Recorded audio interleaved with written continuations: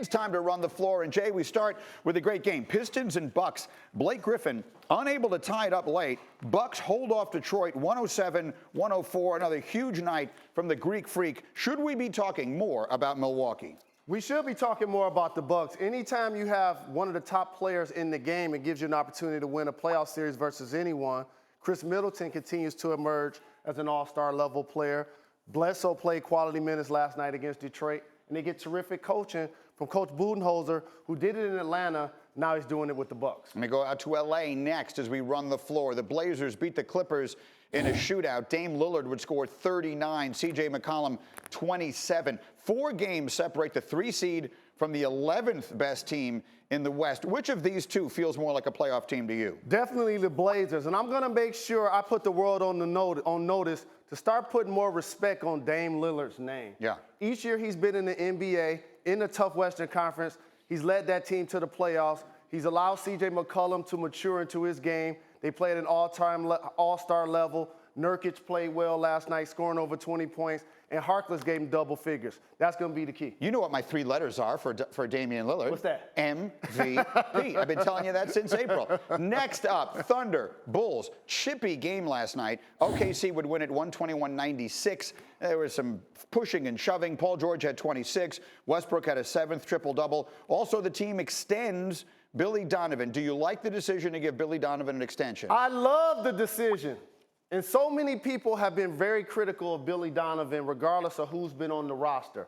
But if you get Russell Westbrook to buy in and re-sign, and the same with Paul George, when you trade for him, though he said he wanted to go to the Lakers, and he resigns, and they're both playing terrific basketball right now, that guy deserves an extension. And then there's one more I want to get to, and it's the Sixers.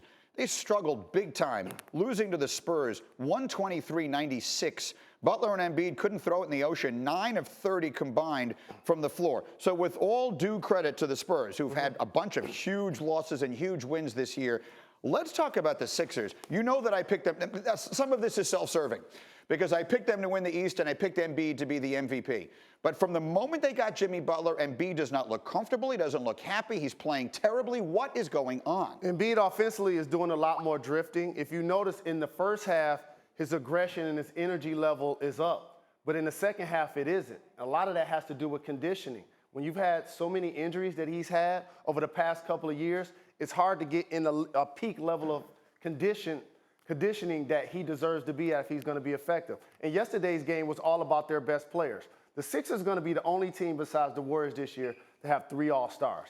And if you look at last night's game, none of them were getting to the line. None of them were getting blocks and steals. The aggression weren't there. They weren't making threes. And it showed, by the way, they got beat down by the Spurs. Look, I love Joel Embiid. Okay, if you watch this show, you know how I think he has the ability to be as good as basically any player in the NBA with his size and everything else.